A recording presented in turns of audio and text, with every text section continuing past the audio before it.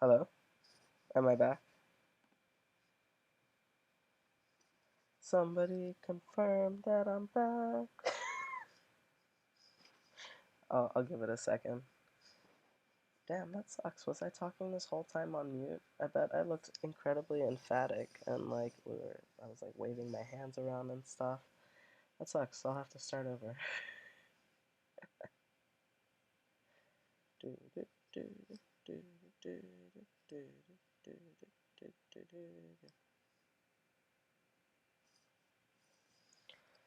Okay, well, I'm gonna go ahead and say that the sound is working.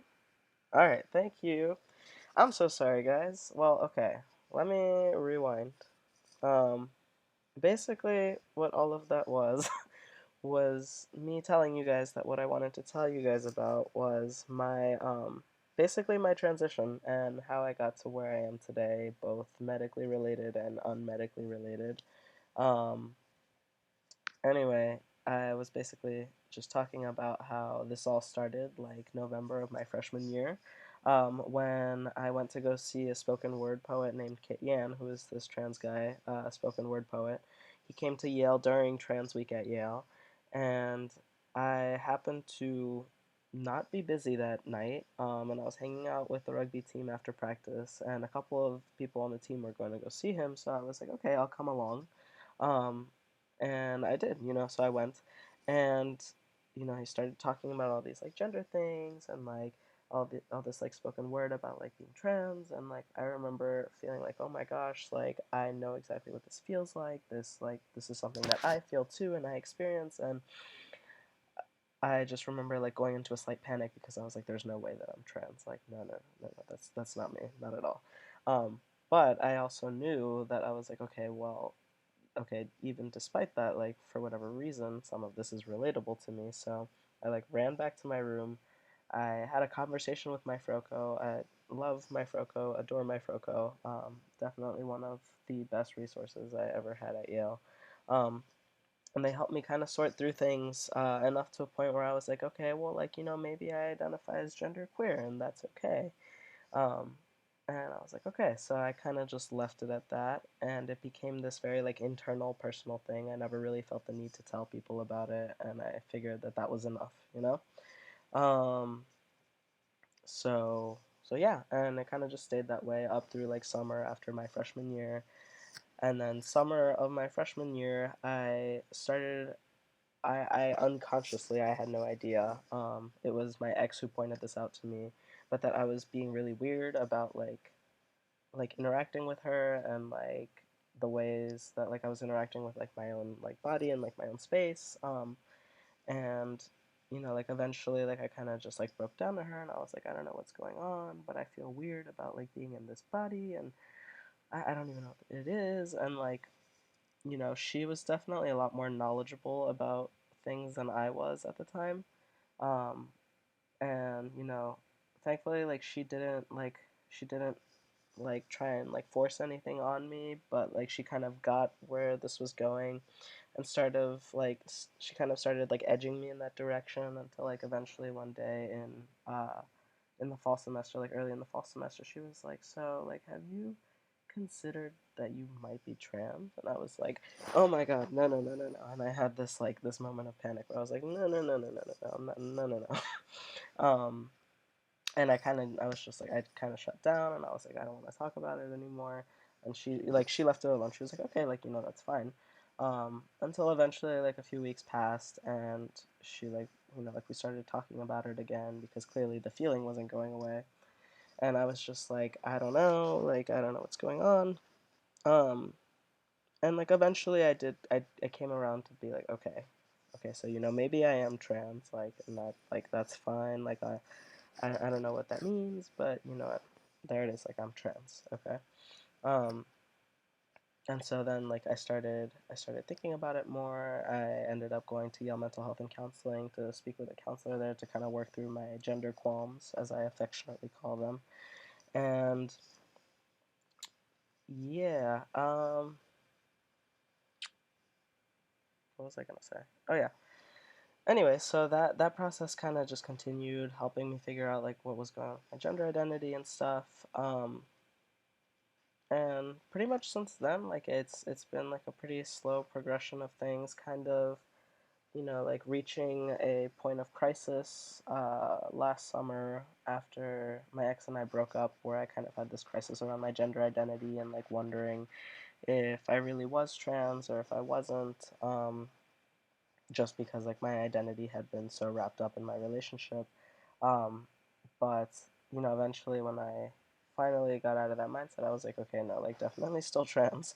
Now I just got to figure out what I'm gonna do about it. And so coming into junior fall was basically like that was the time that I had pretty much predicted. I was like, okay, this is when I'm gonna start I'm gonna start hormones. Like I've done my time in therapy, the allotted time that I'm supposed to do to be in therapy in order to get my letter. Got my letter, did my evaluation appointment, and then I finally started HRT, or hormone replacement therapy, on October 21st of 2015. So with next week, it's actually going to be 6 months, which is pretty crazy. Somebody might want to check my math on that. I'm not very good at math, but pretty sure it's 6 months next week. Um, and yeah, it's been a wild ride since then. For those of you who have known me for the last 6 months, you've probably noticed a lot of things changing. Most noticeably, probably my voice, which I actually, hold on, let me see. I have an audio clip to play back from when I was only 10 weeks on T.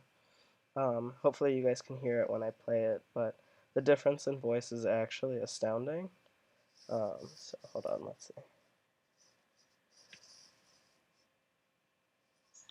Hello, this is Matt, and this is my voice, 10 weeks on T.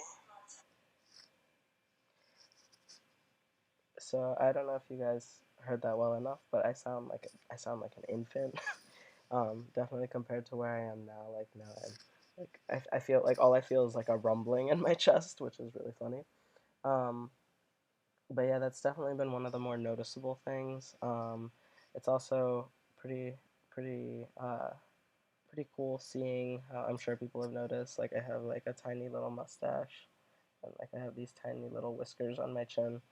Um, and I've definitely like broadened out more in my shoulders, and I don't know, it's just been like a series of like small things over time that like when I look back I'm like, oh my god, like so much has changed. But then obviously on the day to day I don't really notice.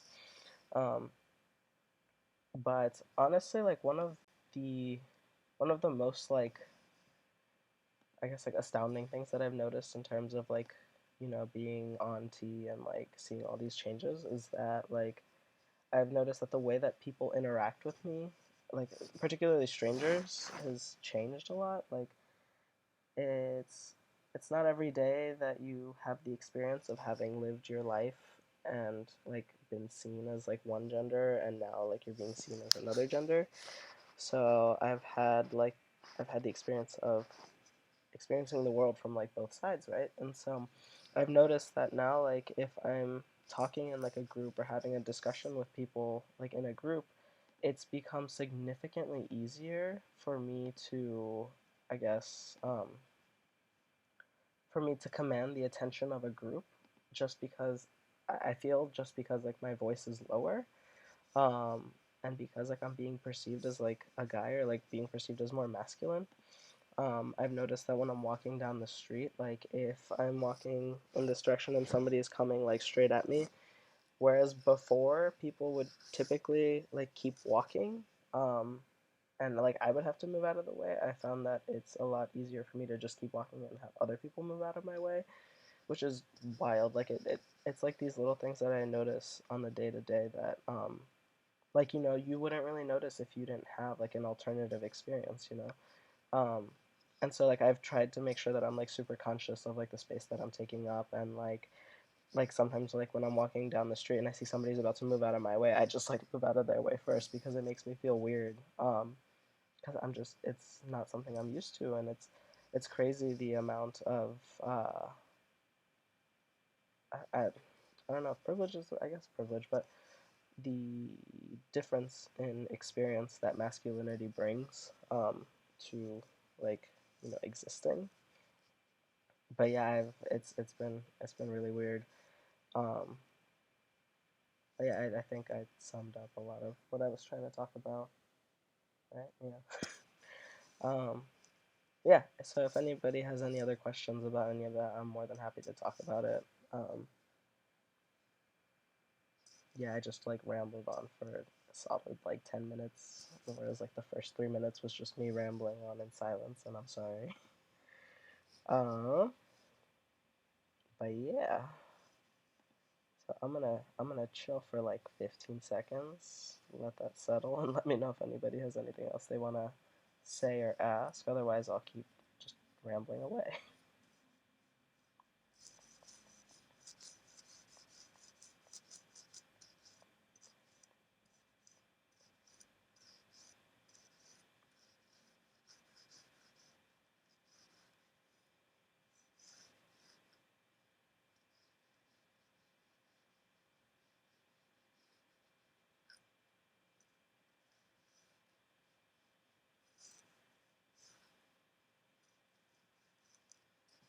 Cool. Let's see.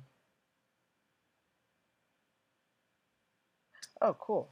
Thank you, Ethan, for the comment. Let's see. So let's see. I'm curious how you have dealt with using Spanish, a gendered language, throughout your journey. Cool. So thanks for that. I talked a little bit about this in the first half of this live stream. But I'm definitely down to talk about it again. Um, it's definitely been a topic that's been on my mind a lot, just because like it's gonna be what I'm writing my senior thesis about.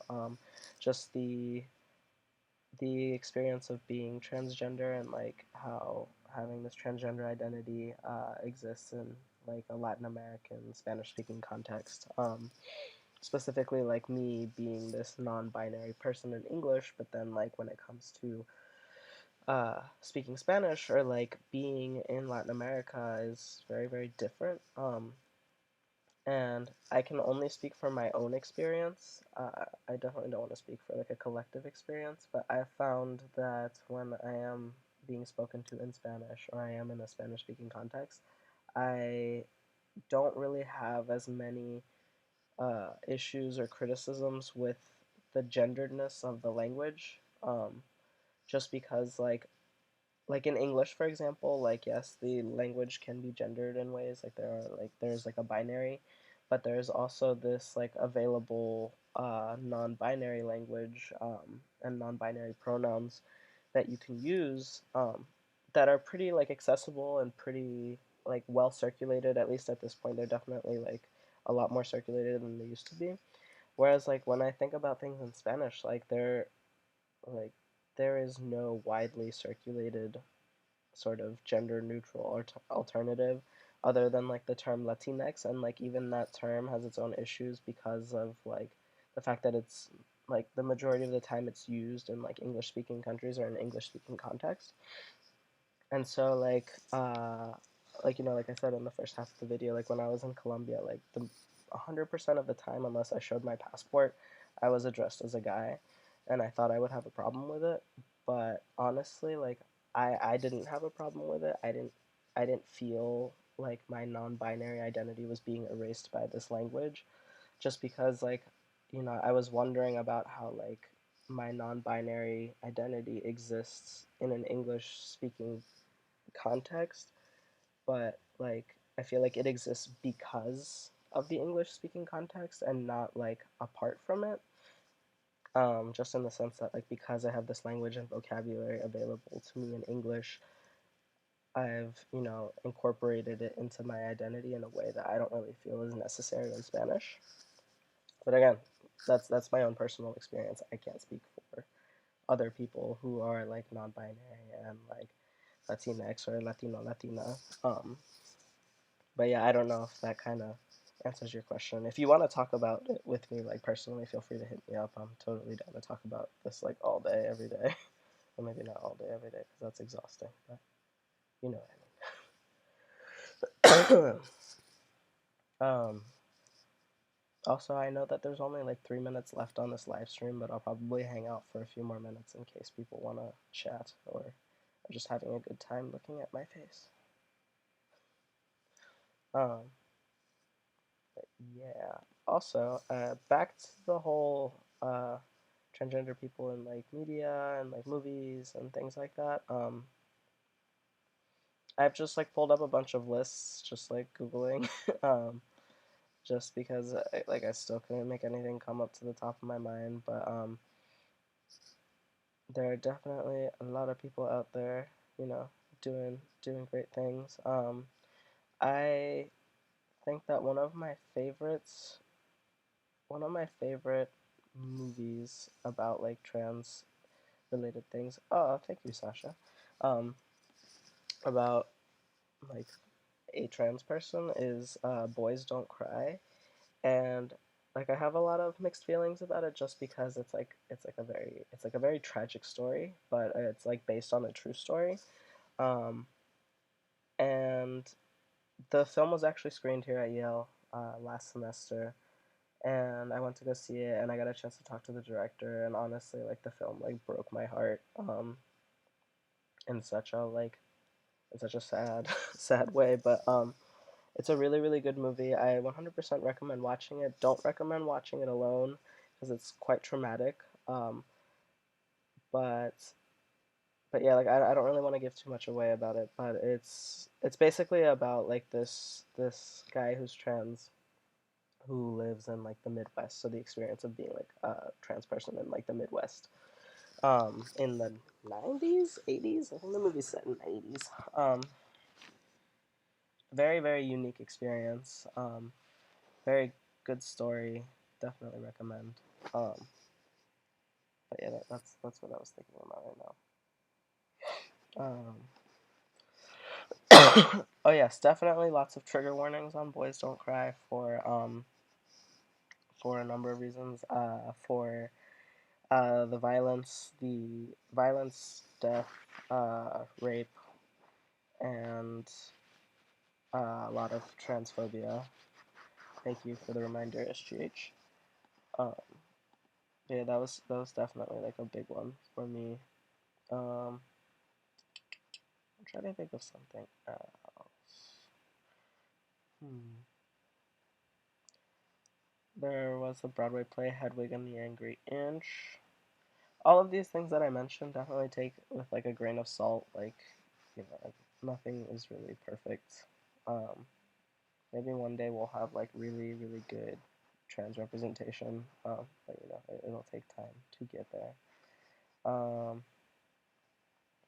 There's also Carmen Carrera, who's beautiful, and was actually on a segment of what is that one show? That there was one talk show. I was Katie Couric, I think. She was like on the show with Jeanette Mock. No, not Jeanette Mock. Sorry.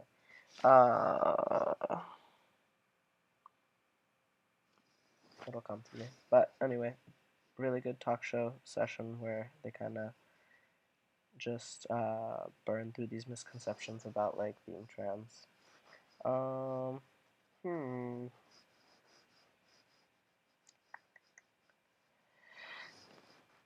But yeah, I think that's there's a lot out there, and I'm sorry I'm doing such a poor job of like coming up with it right now.